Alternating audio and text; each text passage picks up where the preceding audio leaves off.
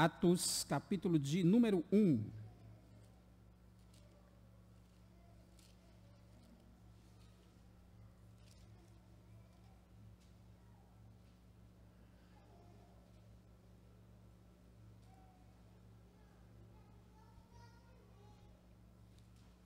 À medida que os irmãos forem encontrando, eu convido os que podem a colocar-se de pé em reverência à palavra do Senhor.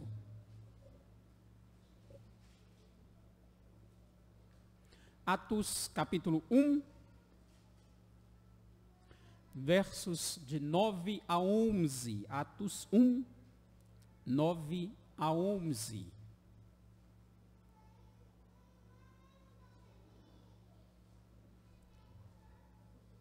Lerei e os queridos acompanharão. Atos 1, versos 9 a 11. Ditas estas palavras, foi Jesus elevado às alturas à vista deles, e uma nuvem os encobriu dos seus olhos. Estando eles com os olhos fitos nos céus, enquanto Jesus subia, eis que 2 varões vestidos de branco se puseram ao lado deles, e lhes disseram: varões galileus, por que estáis olhando para as alturas? Esse Jesus que dentre vós foi assunto ao céu, virá do modo como vistes subir. Vamos orar. Senhor Deus, Pai nosso, como é bom saber, Senhor, que do modo em que muitos ali naquele dia viram o nosso Senhor subir aos céus, da mesma forma o Senhor retornará para instaurar o teu reino eterno, para transformar essa terra e para que o teu povo possa viver eternamente contigo no novos céus e na nova terra. Obrigado, Senhor, pela tua palavra que não nos deixa, Senhor, sem informação quanto a isso, que não nos deixa sem compreender, sem saber que o nosso Senhor foi assunto aos céus e hoje está à destra do trono de Deus. Mas porque essa mesma tua palavra, Senhor, nos garante isso, nós te pedimos a graça de crer e a capacidade de compreender. Que o Senhor fale aos corações do teu povo nessa noite. Que o Senhor aplique a tua palavra a cada um que aqui está. E que por meio da tua graça e misericórdia e da ação soberana do teu Santo Espírito possamos crer, compreender e assim sairmos daqui alimentados e fortalecidos pela tua palavra. Fala com a tua igreja, Senhor. Fala com cada um que aqui está. É em Cristo que nós te oramos. Amém. Podeis assentar. Podemos dizer, queridos, que essa é a última parte da introdução de Lucas no livro de Atos. Por quê? Porque até agora, até o versículo 11, as informações que Lucas nos dá, de uma forma ou de outra, elas já se encontram nos evangelhos. De uma forma ou de outra, elas já estão registradas nos evangelhos. Já está registrado nos evangelhos que Jesus deu a ordem a pregar a todos os povos. Já está registrado no evangelho de João a ordem de Jesus dizendo: toda a autoridade me foi dada nos céus e na terra, ide, portanto, fazei discípulos de todas as nações, batizando-os em nome do Pai, do Filho e do Espírito Santo. E eis que estou convosco todos os dias até a consumação dos séculos. Já está registrada também nos evangelhos a ascensão do nosso Senhor Jesus Cristo. Aqui, queridos, encerra a introdução e o elo que liga o livro de Lucas a Atos dos Apóstolos. É como se você fechasse o livro de Lucas para abrir Atos dos Apóstolos. Aqui vai começar, podemos dizer assim, do verso 12 em diante, começará o segundo volume do livro de Lucas. Começará a segunda parte desses 2 livros de Lucas. Irmãos, e por que esse texto é importante? Por que precisamos dividir com tão poucos versículos como fizemos? Ora, primeiro porque precisaríamos ver a ligação entre o Evangelho de Lucas e o livro de Atos. Portanto, fizemos isso dos versos 1 a 5. Depois, tratamos do verso-chave do livro de Atos, e por isso o separamos dos outros. Fizemos isso dos versos 6 a 8, onde há o verso-chave. Mas recebereis poder ao descer sobre vós o Espírito Santo e sereis minhas testemunhas. E aqui está o terceiro pilar dessa introdução, que é a ascensão de Cristo. O relato histórico da subida do nosso Senhor Jesus Cristo aos céus. O relato que encerra aquele período de 40 dias, nos quais Jesus apareceu 10 vezes aos seus discípulos e os preparou, dando lições concernentes ao reino de Deus. E por que esse relato é tão importante? Ora, você abre e lê rapidinho. Você abre e lê que Jesus estava falando e de repente subiu aos céus e os apóstolos ficaram olhando e apareceu 2 anjos dizendo, olha, do jeito que ele subiu, ele vai descer. Ora, que diferença faz se essa passagem não estivesse registrada nas Escrituras? Faz toda a diferença. Faz toda a diferença e graças a Deus que o nosso Senhor, na sua muita misericórdia, não nos omitiu a ascensão de Cristo. Queridos, a ascensão do nosso Senhor Jesus Cristo foi o selo da sua vitória sobre o pecado, sobre o mundo, sobre o diabo e sobre a morte.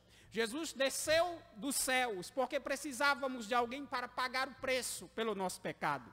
Então, qual é a prova cabal que o trabalho está feito? Qual é a prova cabal que a obra de Cristo está consumada nessa terra? Qual é a prova cabal que nós podemos confiar no sacrifício de Cristo? Ora, se Cristo desceu dos céus para resolver o nosso problema, os nossos pecados, para pagar o preço por eles, quando ele sobe aos céus, é porque sua obra está concluída. Sua obra está consumada. Jesus não tinha mais nada para fazer nessa terra. Ele resolveu o problema. Ele veio pagar o preço pelos nossos pecados. Foi isso que ele fez. E ao fazer isso, ele regressou à casa do Pai. Regressou aos céus. Mas agora, ele não regressa mais como veio. Ele não regressa mais apenas como segunda pessoa da Trindade. Ele volta diferente. Ele volta com outro status. Quando o Senhor encarnou, o Evangelho de João nos diz, no princípio era o Verbo, e o Verbo era Deus. Quando Jesus encarnou, quando Jesus veio pagar o preço pelo nosso pecado, ele era, e sempre foi e será, a segunda pessoa da Trindade. Mas agora, depois de concluir a sua obra e voltar aos céus, Jesus não volta mais apenas como Deus. Jesus volta como nosso sumo sacerdote, que intercede por nós. Ele volta como o nosso advogado, que está junto ao trono do Pai. Ele volta como Deus homem, como Deus conosco. Ele volta como Deus em carne.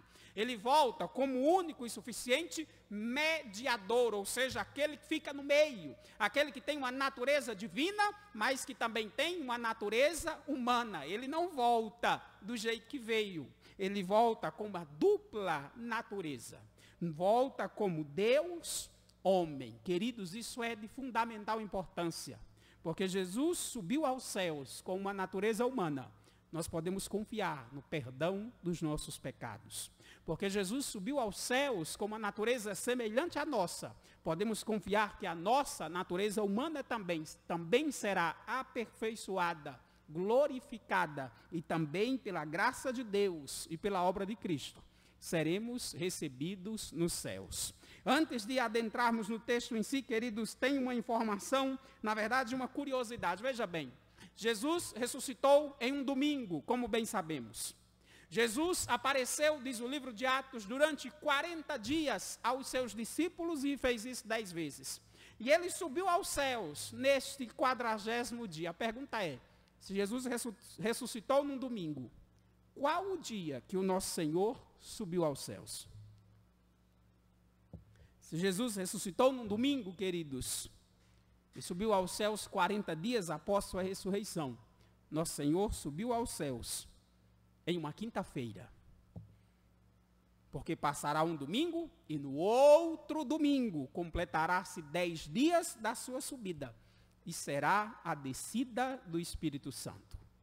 Jesus ressuscitou em um domingo, voltou aos céus em uma quinta e 2 domingos depois enviou o Espírito sobre a sua igreja. Tendo isso em mente, queridos, exporemos esse texto à luz do seguinte tema. Ouçam bem. A ascensão de Cristo é uma prova que sua obra está consumada. Repitam comigo. A ascensão de Cristo.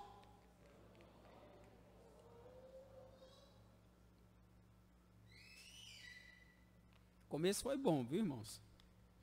Mas o final sem comentários. A ascensão de Cristo é uma prova que a sua obra está consumada. O que foi que Jesus disse na cruz? Está consumado. Jesus completou a sua obra ali na cruz. Por que podemos confiar nisso? Ora, porque Jesus ressuscitou e subiu aos céus. Então a ascensão de Cristo é uma prova que a sua obra está consumada. Agora todos juntos. A ascensão de Cristo.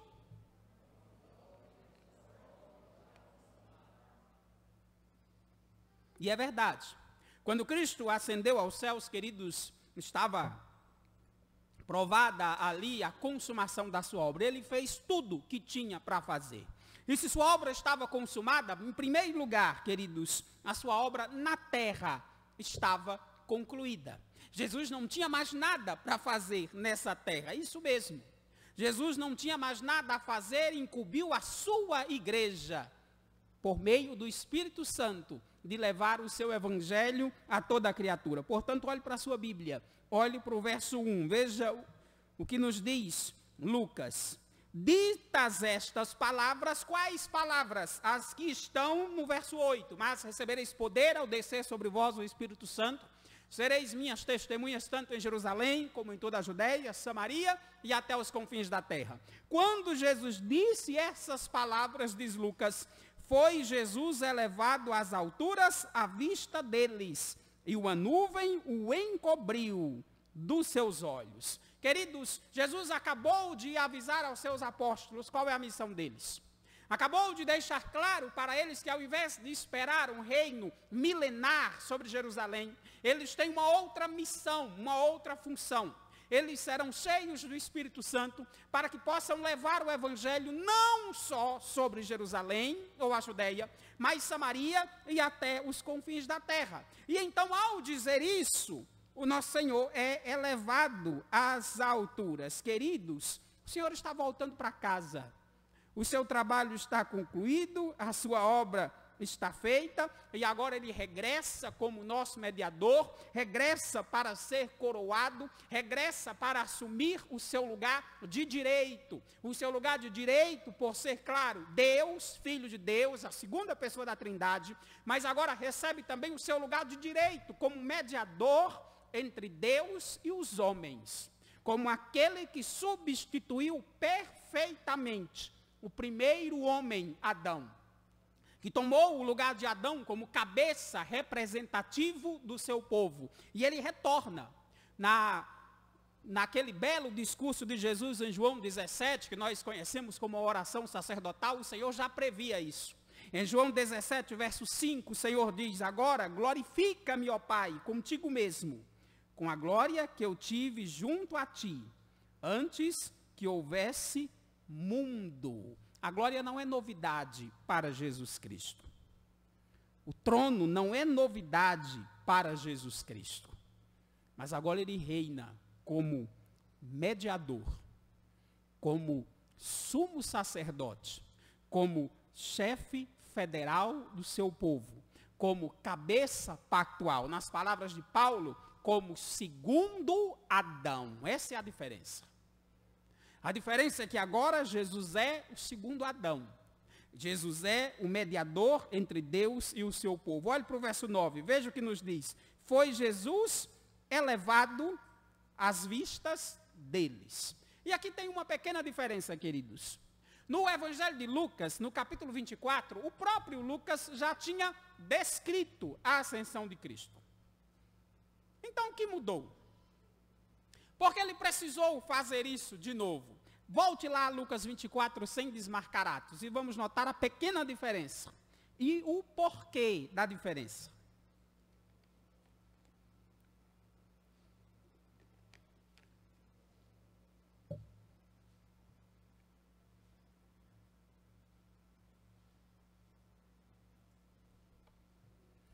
Lucas 24, versos 50 e 51. Olha só o que o próprio Lucas diz no seu primeiro volume, no Evangelho.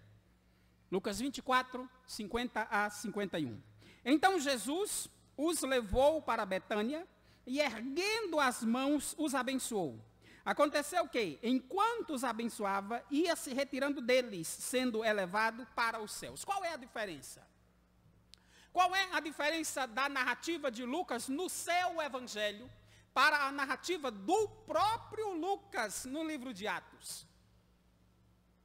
Olha o verso 9 de novo. Ditas essas palavras, foi Jesus elevado às alturas à vistas deles, e uma nuvem o encobriu dos céus. Lucas, no livro de Atos, ele não diz que Jesus os estava abençoando, estava com as mãos erguidas, e faz uma outra coisa. Ele põe o foco não na subida de Jesus aos céus, mas o foco agora é na percepção dos apóstolos. O foco é em como os discípulos estão vendo a ascensão de Cristo. No Evangelho, ele descreve Jesus subindo, abençoando o povo. Mas aqui, Lucas se põe como se ele fosse um daqueles apóstolos, e qual era a percepção que eles tinham? Eles estavam vendo Jesus subir aos céus. E a pergunta é, o que eles sentem? Como eles estão? Como esses homens estão enxergando ou entendendo a ascensão de Cristo? Queridos, eles precisam entender que as visitas periódicas de Cristo acabaram. Que João, aliás, que o que Lucas está relatando não é simplesmente um outro acontecimento, que Jesus vai subir, vai sumir da vista deles, e em outra oportunidade vai aparecer de novo, não. As visitas periódicas de Cristo após sua ressurreição têm fim, é por isso que ele se foca nas emoções, na percepção, na visão dos discípulos. Acabou o período. Esses homens passaram mais ou menos 3 anos e meio com Jesus. Eles, embora tenham fugido, saibam que Jesus foi crucificado, Jesus foi morto, Jesus ressuscitou no domingo, ao 3º dia, e Jesus apareceu ao longo de 40 dias, N vezes, como vimos no primeiro sermão em Atos, falando com eles, ensinando, dando instrução, comendo com eles, e certamente esses homens se alegram na presença de Cristo no meio deles, mas agora, acabou. Agora acabou.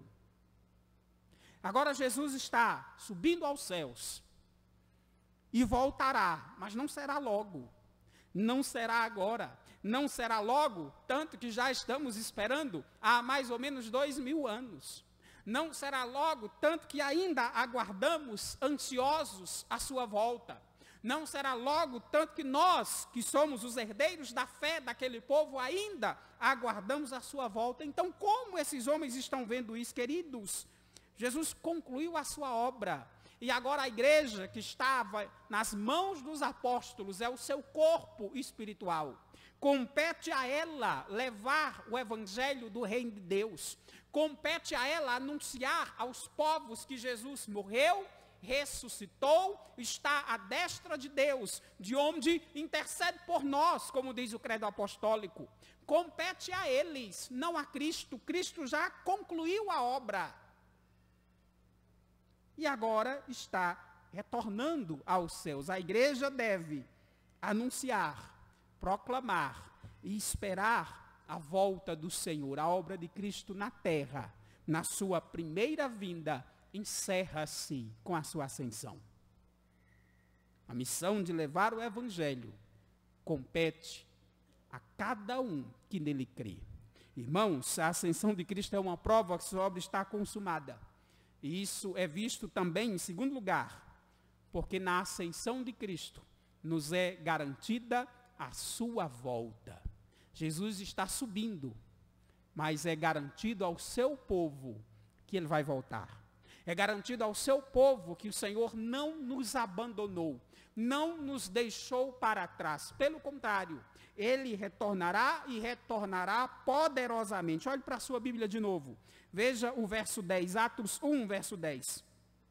E estando eles, note que o foco é na percepção dos apóstolos, e estando eles com os olhos fitos nos céus, ou seja, com os olhos fixos, mirados, olhando para os céus, Enquanto Jesus subia, eis que 2 varões vestidos de branco se puseram ao lado deles.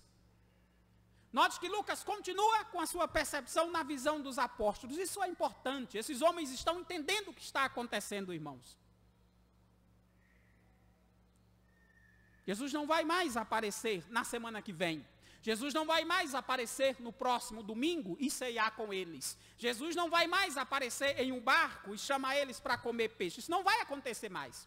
É por isso que Lucas está focado nos discípulos, estando eles com os olhos fitos nos céus. Os homens estão olhando para cima. Estão atentos, apreensivos talvez, preocupados e quem sabe até tristes. Como não estar? São 3 anos e meio de caminhada com Jesus, eles viram Jesus expulsar demônios, eles viram Jesus curar enfermos, eles viram Jesus andar sobre as águas, eles viram Jesus alimentar multidões, eles viram Jesus ressuscitar mortos, eles viram Jesus ser crucificado de certa maneira, porque embora fugiram, eles sabem que Jesus foi crucificado, eles viram Jesus ressuscitado e estão vendo agora, mas só que agora Jesus está indo, está voltando. E eles estão ficando. Como está a mente desses homens? E aqui tem algo interessante. Que os filmes evangélicos não nos ajudam. As animações evangélicas para a criança também não nos ajudam. Porque quando vemos filmes ou animações para crianças sobre a ascensão de Cristo, o que normalmente se vê é Jesus subindo, os apóstolos olhando, e aparecem 2 anjos brilhando no céu, um ao lado de Cristo, outro do outro, e aí aos anjos que estão nos céus dizem: varões galileus, do modo que vocês viram ele subir, ele vai descer. Isso é um erro, irmãos, e é grave, e vamos ver por quê. Os anjos não aparecem nos céus junto a Jesus Cristo. Eles aparecem na terra, ao lado dos apóstolos. Olhe para a sua Bíblia. Olhe para o verso 10. E estando eles com os olhos fitos nos céus, quando Jesus subia, notem, eis que 2 varões vestidos de branco se puseram ao lado de quem? Dele, Jesus, ou deles, apóstolos? Ao lado de quem? Deles. E não é dele. E faz muita diferença. Jesus está subindo porque ele consumou a sua obra. Jesus está subindo porque ele venceu o pecado, ele venceu Satanás, ele venceu o mundo, ele pagou o preço pelo pecado do seu povo. Jesus está subindo porque ele é Deus, homem. Jesus está subindo porque ele é o único mediador, o único nome dado entre os homens pelo qual importa que sejamos salvos. Jesus está subindo porque ele estará à destra do trono de Deus, de onde intercede por nós. Queridos, ninguém podia subir com Cristo porque ninguém é mediador. Ninguém podia estar ao lado de Cristo porque ninguém venceu. Porque ninguém é sumo sacerdote além dele. Porque ninguém é o rei e cabeça da sua igreja. Ninguém pode estar ao lado de Cristo na sua ascensão. Mas os filmes evangélicos, as animações evangélicas, põem lá os 2 anjos, como se fossem 2 mediadores, como se fossem 2 cabeças da igreja. Cristo subiu aos céus sozinho. Porque ele venceu. Ele é o mediador, é ele que se assenta à destra de Deus, é o nome dele que é o único nome dado entre os homens, pelo qual importa que sejamos salvos. Lucas faz questão de deixar claro, varões vestidos de branco se puseram ao lado deles, dos discípulos, e não dele, Jesus Cristo. Jesus é o único mediador, irmãos. Ninguém pode reinar com ele. Ninguém é cabeça da igreja juntamente com Cristo. Ninguém é sumo sacerdote do seu povo, só Jesus Cristo. Então, sim, ele precisava mesmo subir sozinho. Ele precisava mesmo subir aos céus diante do seu povo sozinho. Mas tem outra coisa que chama a atenção. Em Lucas 24, 52, diz que os discípulos adoraram e voltaram para Jerusalém alegres. Alegre como? Alegres por quê? Se o Salvador voltou aos céus. O que alegrou aqueles homens que sabiam que Jesus subiu aos céus e que eles ficaram?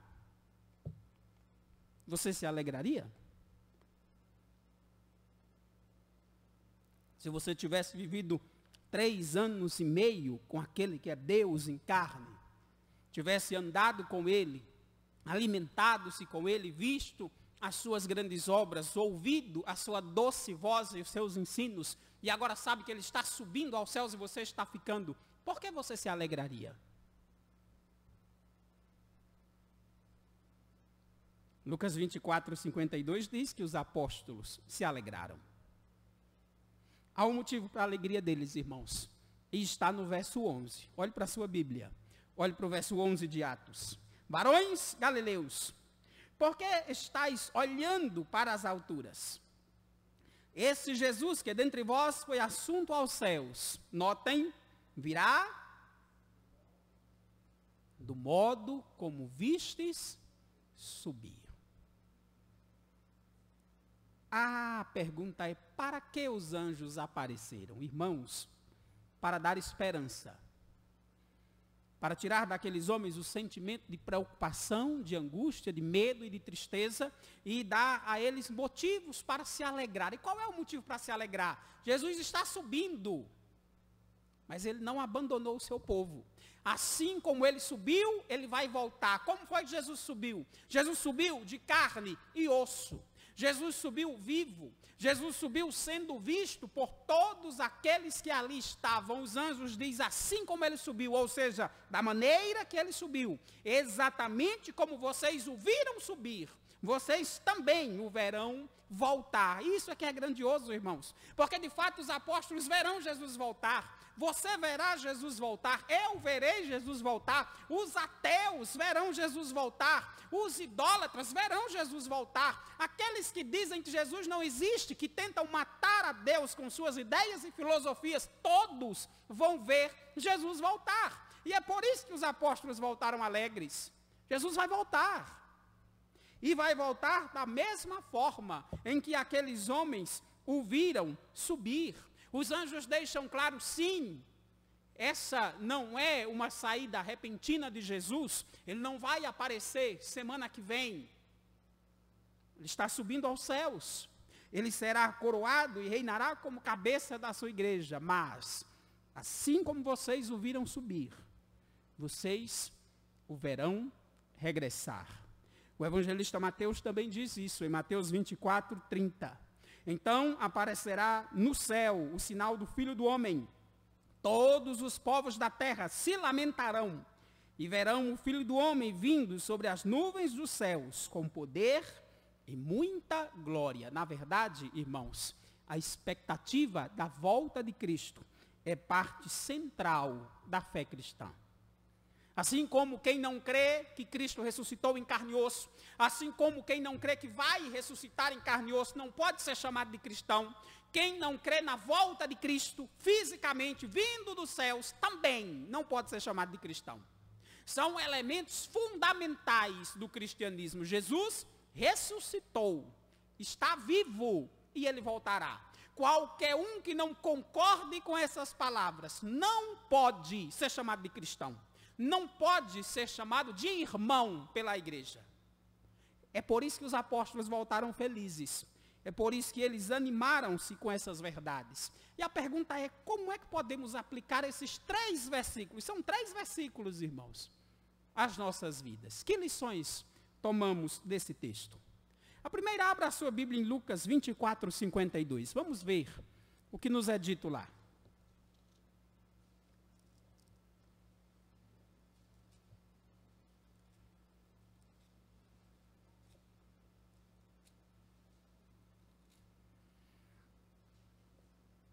Lucas 24, 52.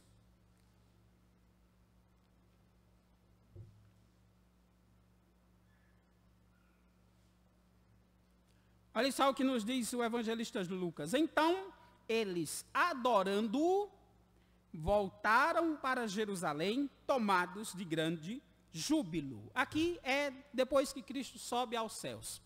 O texto diz que os discípulos adoraram a Deus, adoraram a Cristo, e voltaram para Jerusalém, cheios de grande júbilo. A pergunta é, além de saber que o nosso Senhor vai voltar, no que mais podemos nos alegrar na ascensão de Cristo?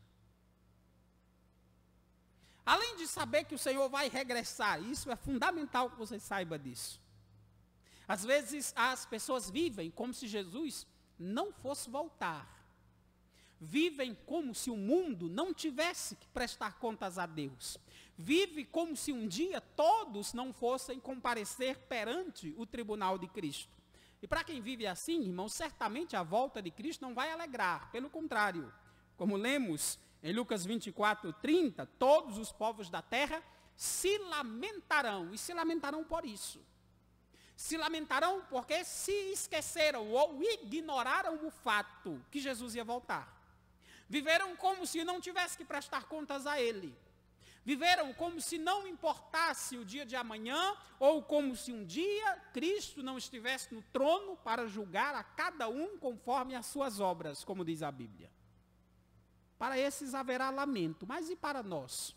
Além de saber que Cristo vai regressar, no que mais podemos nos alegrar na ascensão de Cristo? Queridos, podemos e devemos nos alegrar. Devemos nos alegrar em algumas verdades pertinentes à ascensão de Cristo. A primeira é que Cristo subiu aos céus.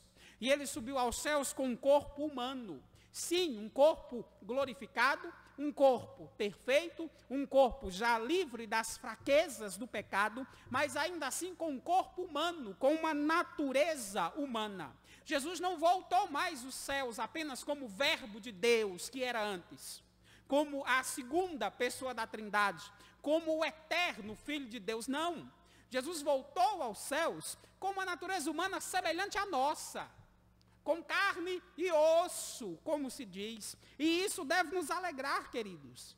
Porque Jesus voltou aos céus com um corpo humano, nós podemos confiar que o nosso corpo, o corpo daqueles que creem em Cristo, também será aperfeiçoado. O nosso corpo também será glorificado. E se Cristo voltou aos céus e está à destra de Deus com um corpo humano, com carne e osso, significa que nós também podemos nos alegrar. Sabe por quê? Porque por causa do sacrifício de Cristo, nós estaremos com corpo humano, com carne e osso, na presença de Deus por toda a eternidade. Se Cristo entrou nos céus com a natureza humana, nós, pelos méritos de Cristo, entraremos nos novos céus e na nova terra. Isso é motivo de alegria. Jesus veio como verbo eterno de Deus e encarnou. Mas ao voltar, ele voltou encarnado. Ele voltou com uma dupla natureza. E uma dessas é semelhante à nossa. É uma natureza humana, de carne e osso como a nossa. Cristo está nos céus, irmãos. Nós também, os que creem em Cristo, estarão lá. Quer motivo maior para se alegrar? Quer motivo maior do que saber que a sua natureza humana, em Cristo Jesus, perfeita, sem mácula, sem pecado, vive em perfeita comunhão com Deus? Estaremos lá também. Mas há mais um motivo. Jesus subiu aos céus e Ele não está lá desocupado. Ele subiu aos céus e Ele está, como diz a Bíblia, à destra de Deus, como nosso advogado, e de lá, queridos, intercede por nós. Portanto, quando oramos com arrependimento e fé, no nome de Jesus Cristo, podemos crer que somos ouvidos. Somos ouvidos. Que Deus ouve as nossas orações. Por quê? Porque merecemos? Não. Porque Cristo está à destra de Deus e intercede por nós. Porque sabemos orar? Não. Porque o Espírito Santo intercede por nós, ou seja, porque Cristo está lá e é o nosso advogado, nós temos o perdão dos pecados. Porque Cristo está lá e é o nosso advogado, nós temos acesso ao trono de Deus e ao trono de graça. Porque Cristo está lá, queridos, e intercede por nós, nós podemos confiar que somos de fato perdoados, que somos de fato filhos de Deus. E eis a terceira razão para nos alegrar na ascensão de Cristo. Jesus subiu. E os apóstolos ficaram como? Quando foi que Jesus subiu? Depois que disse, recebereis poder ao descer sobre vós o Espírito Santo. Jesus subiu, irmãos, mas não nos abandonou. Jesus subiu, mas não nos deixou órfãos. Jesus subiu, mas não deixou a sua igreja desamparada. Ele deu o Espírito Santo para nos consolar, para nos confortar, para nos ensinar a chamar Deus de Pai. A igreja não está desamparada. A igreja não está órfã. A igreja não foi deixada para trás, como tem um filme aí, herege com esse nome. Pelo contrário, hoje, porque Cristo subiu, nós temos 2 advogados, nós temos o Espírito Santo em nós, que intercede por nós, e nós temos Jesus Cristo junto ao trono da graça, que intercede por nós. Porque Cristo subiu, nós temos um advogado aqui conosco, e temos um no céu. Porque Cristo subiu, queridos, Ele preparou um lugar para o seu povo com a sua morte expiatória. Não estamos sozinhos, não fomos deixados para trás. E por isso há um último motivo que deve nos alegrar na ascensão de Cristo. A primeira é porque o Senhor subiu aos céus com um corpo semelhante ao nosso. Segundo, porque Ele está à destra do Pai e intercede por nós. Terceiro, porque Ele não nos deixou órfãos, enviou o Espírito Santo. Então qual é a quarta? Qual é o quarto motivo pelo qual nós podemos nos alegrar, iguais aos apóstolos, na ascensão de Cristo?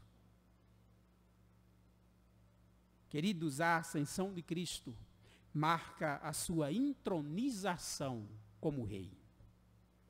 Jesus subiu para estar à destra do trono de Deus. Subiu porque toda a autoridade lhe foi dada nos céus e na terra. Ora, mas Jesus é Deus. Jesus sempre teve acesso ao trono de Deus, você vai me dizer, e é verdade. Jesus é Deus, Ele sempre teve toda a autoridade, é verdade. Mas como Jesus veio? E como Ele voltou? Ele veio como verbo, voltou como Deus homem. Jesus foi coroado, queridos, como Deus homem. Jesus está assentado à destra do trono de Deus, não só como segunda pessoa da Trindade, mas como Deus em carne e osso, como Deus homem. Jesus é rei como cabeça do seu povo, como mediador, e por isso, queridos, nós podemos e devemos nos alegrar, mesmo que o mundo não esteja disposto nessa presente era a se curvar ao reinado de Cristo, mesmo que o mundo viva sob o jugo do falso rei, do reino parasita de Satanás, Jesus Cristo é rei.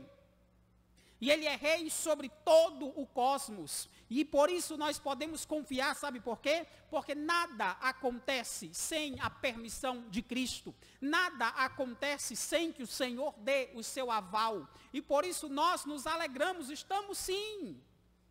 Estamos vivendo no meio de um reino parasita. O mundo é mau, a Bíblia diz. O mundo jaz no maligno, tá? E daí? Nós temos um rei que garante que todas as coisas cooperam para o bem daqueles que amam a Deus, daqueles que são chamados segundo o seu propósito. A nossa vida está nas mãos de Deus, e Ele é um rei bom, e Ele é um rei misericordioso, e em Cristo nós temos um reino de graça, de perdão e de misericórdia. Sempre que pensar na ascensão de Cristo, pense nesses 4 motivos para se alegrar. Jesus está nos céus, com a natureza semelhante à sua. Jesus está nos céus, porque intercede pela sua igreja. Jesus está nos céus, mas não deixou a igreja órfã, mandou o Espírito Santo.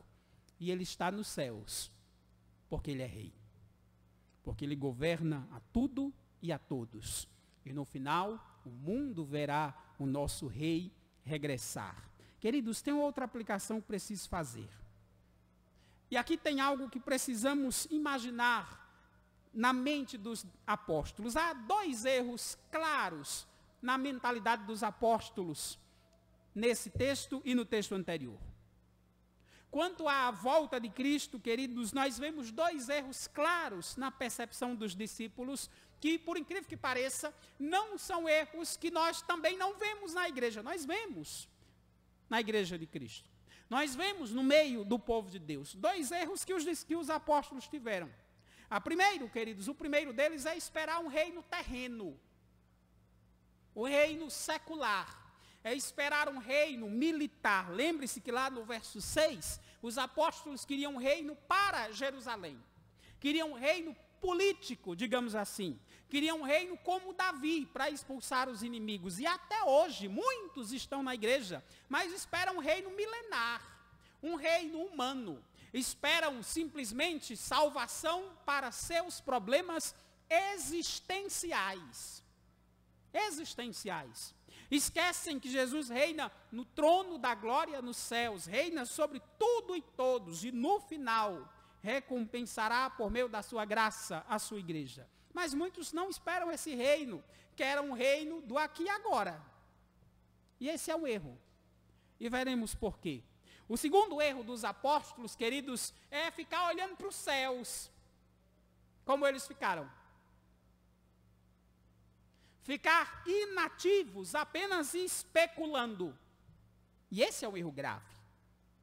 Esse é um erro terrível, porque é o erro dos místicos e dos espiritualistas. O primeiro, esperar um reino terreno, é um erro gravíssimo, porque não leva em conta a pecaminosidade do homem. Não leva em conta que o mundo jaz no maligno. Não leva em conta, queridos, que enquanto o nosso Senhor não regressar, enquanto o Senhor não julgar essa terra, enquanto o Senhor não restaurar essa terra em novos céus e nova terra, não pode haver um reino de paz, de harmonia, onde todo o povo adore a Deus. Não se engane, não vai haver conversão em massa em Israel na volta de Cristo. Não vai haver conversão no atacado entre os judeus.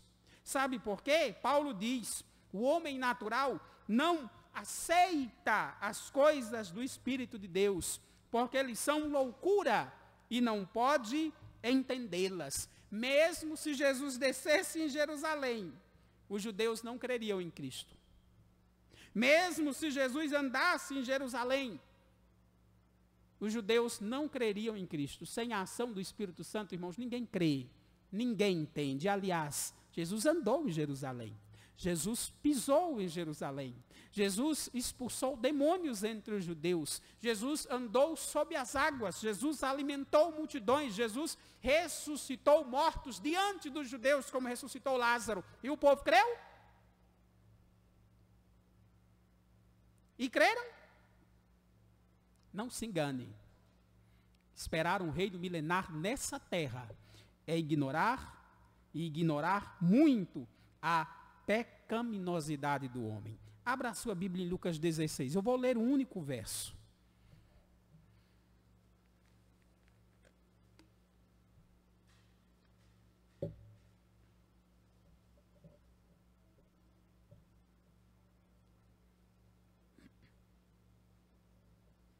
E eu quero lhe dar uma outra perspectiva nesse verso. Lucas 16, olhe para a sua Bíblia, só o versículo 31. Nesse texto, nós bem sabemos, está o rico e Lázaro, e o rico no inferno começa a argumentar com Abraão, dizendo que tem 5 irmãos, e que se alguém não for pregar para eles, esses 5 irmãos vão para o mesmo lugar, que é o inferno. Então veja aí como Abraão responde, Lucas 16, 31. Se não ouvirem a Moisés e os profetas, tampouco se deixarão persuadir, ainda que ressuscite alguém dentre os mortos. Queridos, quem não crê na Escritura, não crê na ressurreição de Cristo. Ainda que ressuscite alguém dentre os mortos. Jesus ressuscitou dentre os mortos. Na verdade, Jesus é as primícias dos que dormem. Ele é o primeiro que verdadeiramente ressuscitou, podemos dizer assim. É verdade, muita gente ressuscitou antes dele, no Velho Testamento e no Novo. Mas todos os que ressuscitaram antes de Jesus, ressuscitaram com seus mesmos corpos maculados pelo pecado e morreram. Jesus não. Jesus é o primeiro que ressuscitou, como diz o livro de Lucas, dentre os mortos. Por quê? Porque Jesus ressuscitou com um corpo perfeito, imaculado, que não estava mais ligado às fraquezas do pecado e por isso não podia mais morrer. Mas, se Jesus andasse ressuscitado entre o povo, como de fato andou, sem crer na Escritura, ninguém crê em Cristo. Quem não ouve Moisés e os profetas, quem não ouve a Escritura, não creria em Cristo, mesmo se ele passasse por você na rua. E por isso eu preciso te perguntar, você crê na Escritura? Se você não crê no que está escrito, queridos, você não creria nem se visse Jesus expulsando demônios. Se você não crê no que está escrito, você não creria nem se você estivesse lá no dia em que Jesus ressuscitou a Lázaro com 4 dias de morte. Sabe por quê? Porque muitos estavam lá no dia que Jesus ressuscitou a Lázaro. E muitos estavam lá no dia em que Jesus foi crucificado, gritando, solta Barrabás e crucifique esse Jesus. Quem não crê na Escritura, não crê em Cristo. Quem não crê na Escritura, não importa que milagre presencie. Quem não crê na Escritura, não importa se vive hoje, se viverá no dia que Jesus voltar, ou se viveu quando Jesus andava por sobre as águas e alimentava as multidões. Não crê em Cristo Jesus. Se você não crê no que está escrito, você não crê em Jesus Cristo. Se você precisa de sinais, de milagres, de algo supernatural, sobrenatural para crer, você não crê em Jesus Cristo. Olhe só o que diz a Escritura, se não ouvem Moisés e os profetas, tampouco se deixarão persuadir, ainda que ressuscite alguém dentre os mortos. É na Bíblia que nós cremos, queridos. É a Bíblia que nos garante a ressurreição de Cristo.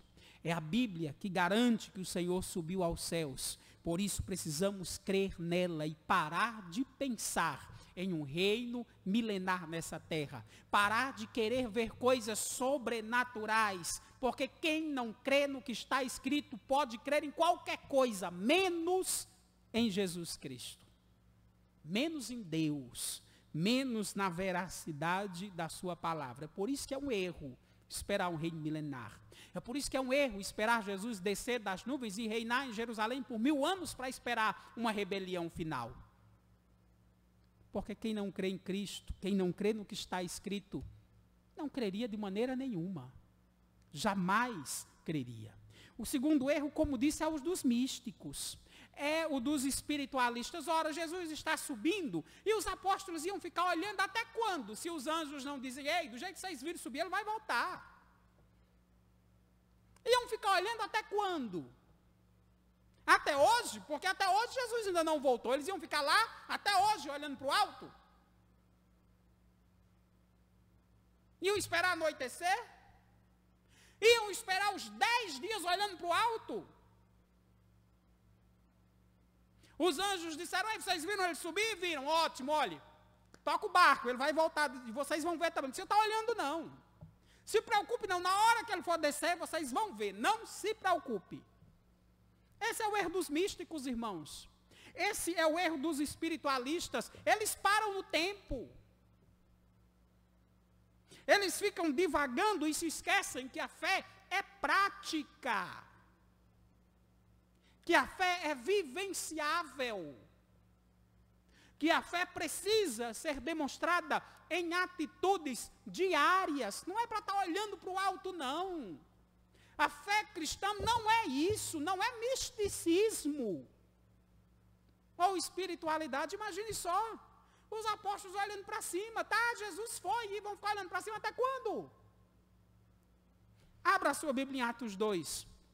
Aliás, em Tiago, capítulo 2, nós vamos encerrar com esse texto. Quero ler 3 versículos para você.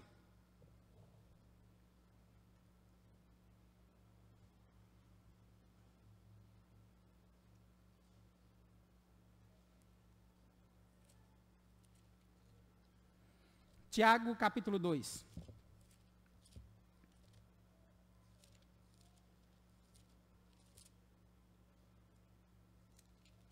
versos 15 a 17. Acompanhe comigo.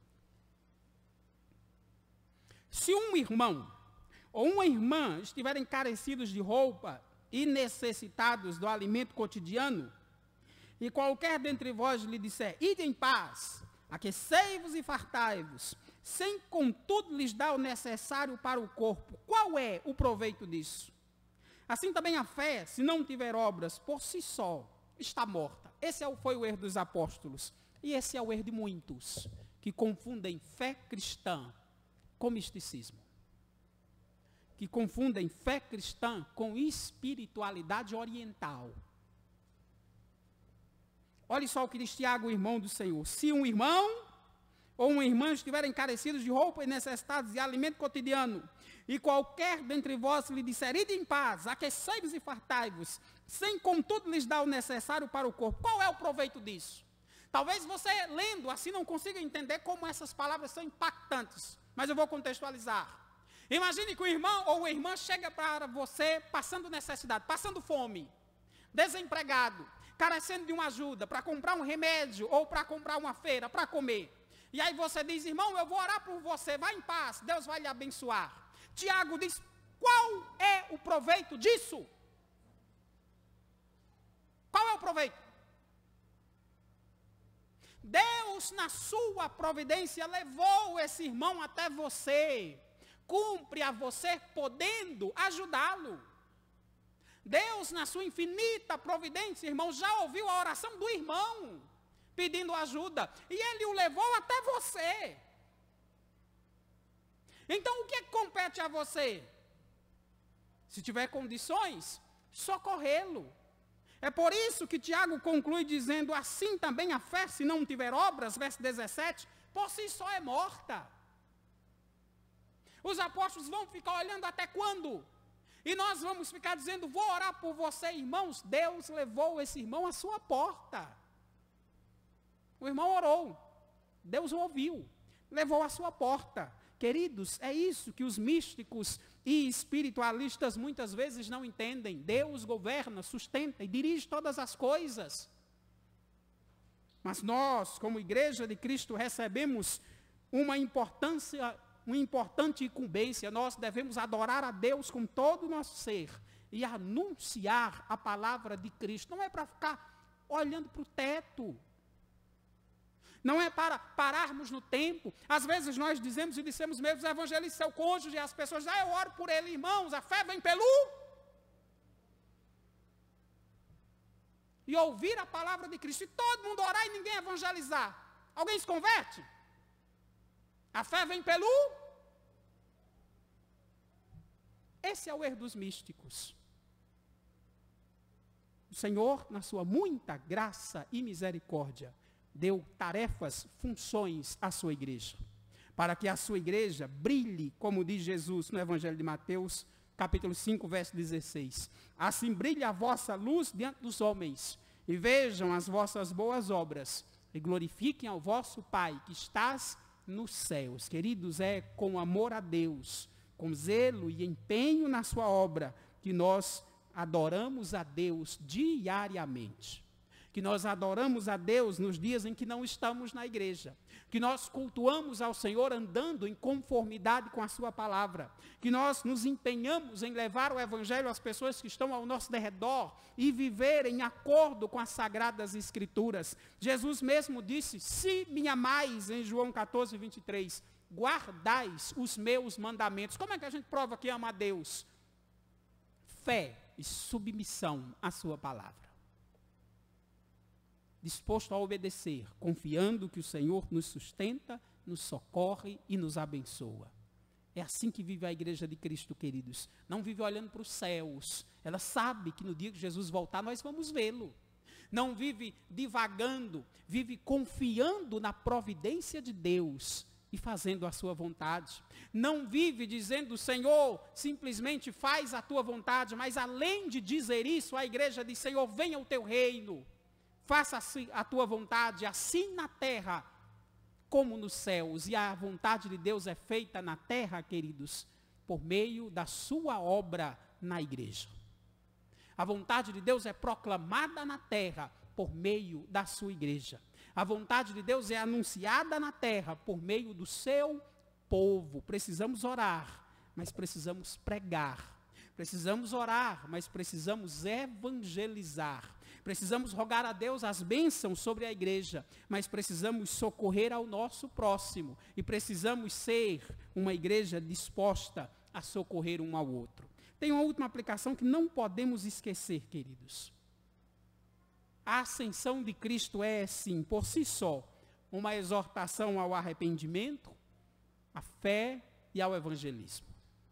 Por si só, saber que Cristo subiu aos céus deve gerar em nós arrependimento, deve gerar em nós fé e deve nos encorajar a evangelizar, a proclamar a sua palavra. Sabe por quê? Porque Jesus virá sim. Virá e virá para julgar o mundo.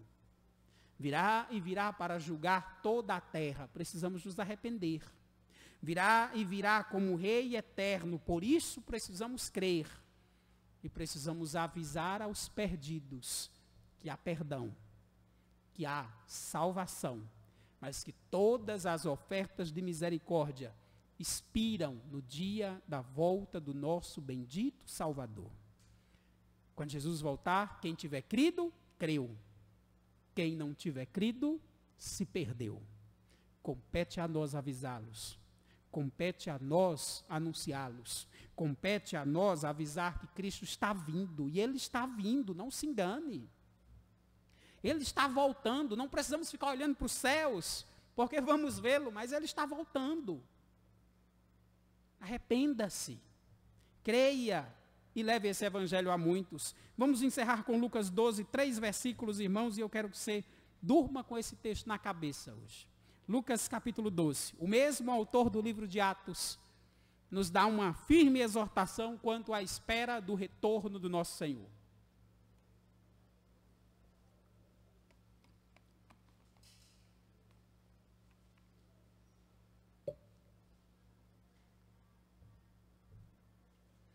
Lucas 12, 35 a 37.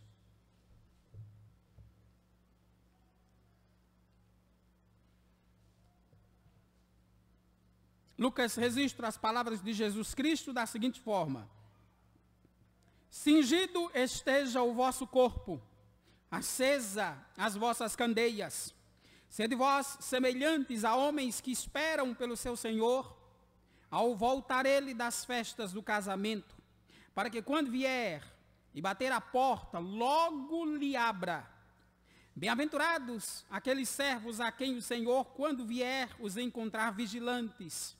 Em verdade vos afirmo que ele há de cingir-se, dar-lhe lugar à mesa, e aproximando-os, os servirá. Eu quero te avisar essa noite, meu irmão, visitante que aqui está, você que gosta de vir aos cultos nesta igreja. Nosso Senhor está voltando. Chegou a hora de você lavar o seu corpo e renová-lo pela palavra de Deus. Chegou a hora de você pedir a Deus misericórdia para ter a sua alma lavada e renovada. Para que você tenha, como diz o autor sacro, cingido o vosso corpo, para que você esteja limpo diante de Deus. Você não vai se limpar sozinho, porque ninguém se limpa. Só Jesus Cristo pode nos limpar com o seu sangue. Jesus vai voltar. Já chegou a hora de você pedir misericórdia a Deus. Já chegou a hora de você pedir perdão a Deus e crer no sacrifício expiatório de Cristo. Para você que crer em Cristo, que está na igreja, eu te digo, Jesus vai voltar. Então está na hora de você manter acesa a sua candeia, de manter a sua fé firme e forte na palavra de Deus, de manter o seu compromisso com Deus e com as sagradas escrituras, porque Ele vai voltar.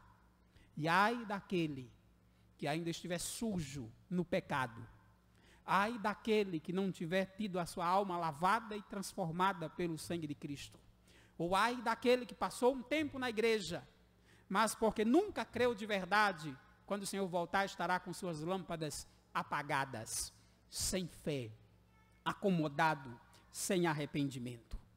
Bem-aventurados, queridos, serão aqueles que quando o Senhor retornar, estejam com suas almas limpas, lavadas Bem-aventurados serão aqueles que, quando o Senhor retornar, estejam com suas lâmpadas acesas, com sua fé firme e forte, com amor a Deus e o desejo de cultuá-lo a cada dia. Bem-aventurados, sabe por quê? Porque esses, diz a palavra de Deus, o Senhor dará lugar à sua mesa e nos servirá nas bodas do Cordeiro. Que Deus tenha misericórdia de você. Que se você ainda não foi transformado, hoje é o dia de pedir perdão a Deus, porque Cristo vai voltar. Se você está fraco na fé, está quase se desviando, hoje é o dia de você pedir a Deus para acender as suas lâmpadas, para avivar a sua esperança, para te dar fé e compromisso com as Escrituras, porque Jesus vai voltar. E a pergunta é, ele vai te dar lugar à mesa ou vai te expulsar para o local escuro de ranger de dentes? Jesus vai voltar e sinceramente espero que todos vocês recebam lugar à mesa. Vamos orar, vamos falar com Deus. Senhor Deus, Pai nosso, agradecemos ao Senhor